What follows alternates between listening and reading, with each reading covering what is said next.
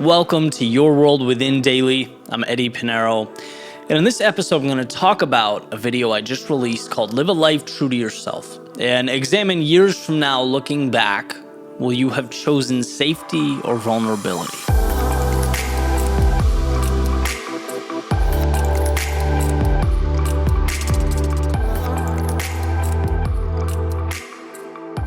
So good morning, happy Monday. Hope everyone had a fantastic weekend.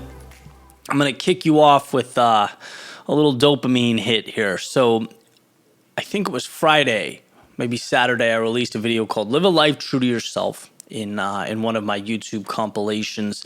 And I wanted to share it here. Simple idea, right? It's the idea of, you kind of fast forward your life a little bit and you're on your balcony and you're asking yourself, when I came to those intersections of, do I choose safety and stay where I am, or vulnerability and pursue the things that excite me? What did I do? And kind of in the thought process of looking back and, as we sit here today, eliminating the regret, right? Regret minimization, as Jeff Bezos has said, so that when that moment comes, you look back and you think, yeah, maybe I fell, but I learned and I lived and I loved and I experienced life, as opposed to thinking, well, what if? What if I had the courage to be me?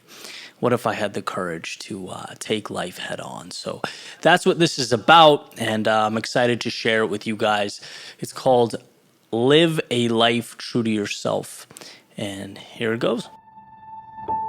So imagine years from now, way down the road, you're older, sitting on your front porch, kind of fists propped up under your chin, you're staring out and thinking about your life.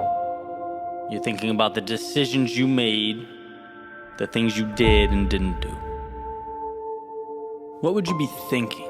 What would you change? Would there be regrets? Now, there's a lot of research around this topic, and in one of the most important books written on it by Bronnie Ware talks about the regrets of the dying. And one of them is wishing I had the courage to live a life true to myself. Right, so you're sitting there, you're looking out and you're imagining, what if you acted differently? What if you tried? What if you started? And you go back to that moment where you were looking fate in the eye and you had to make that decision, right? That singular decision. It showed its face repeatedly, but the decision more or less remain the same. It was vulnerability or safety. Choose one. Vulnerability or safety. Safety, that innate desire to not disrupt or challenge the way things are. Even when you know in your core there's more out there. See, safety is the wolf in sheep's clothing. Watching life happen through a window is incredibly safe.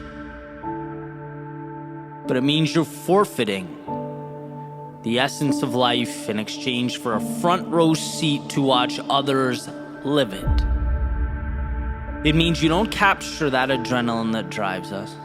You don't take part in the emotion that excites us. It means you don't meet the people who would change your life, and you don't see the places that would take what you know of reality and transform it.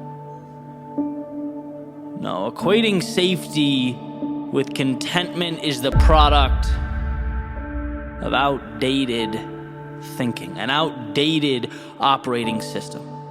It's indicative of a way of looking at the world that used to be life or death, but now in 2020, in modern day society, it's regret. And the first step in changing something is to become aware of your current circumstance. It's to realize you're not wrong or guilty for thinking small or taking a back seat to fear. That's what humans do. It's our default setting.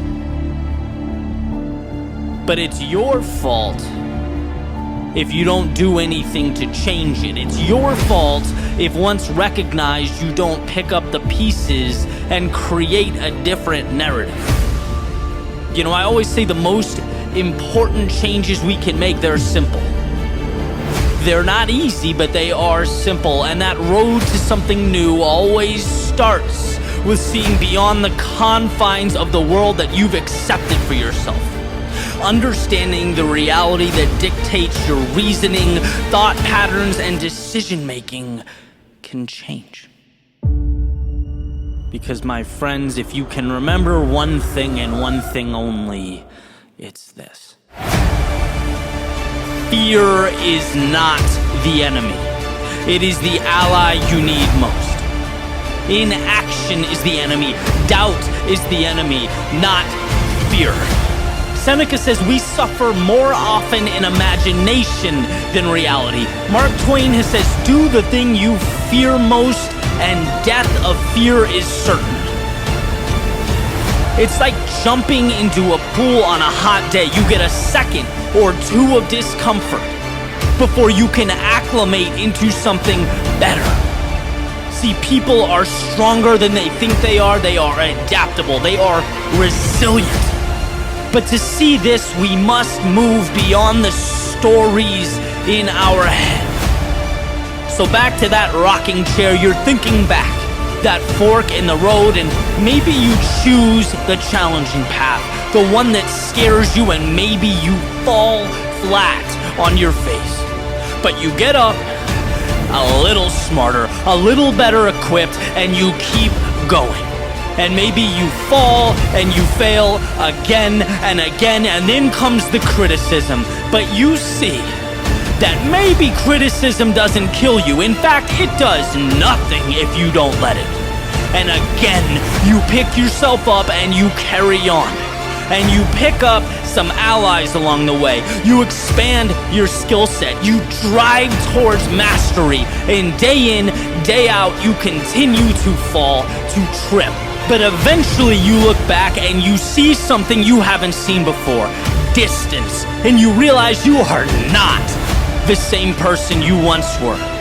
You realize what you have right now, simply through a process of falling and rising again, you have redefined your existence. You've redefined what's possible. You've redefined the people, the places, the things that matter. And it dawns on you that falling, that fear, that the unknown wasn't the problem, that's not scary, it's just part of being better. It's the cost of greatness.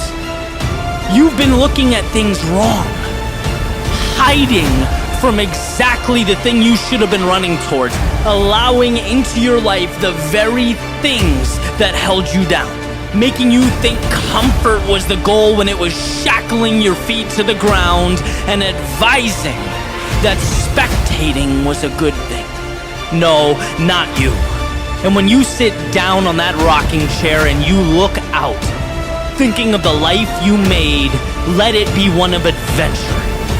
The failures that made you stronger, the wandering that unveiled life's beauty, and the ends that became beginnings, because that is the essence of a life truly lived.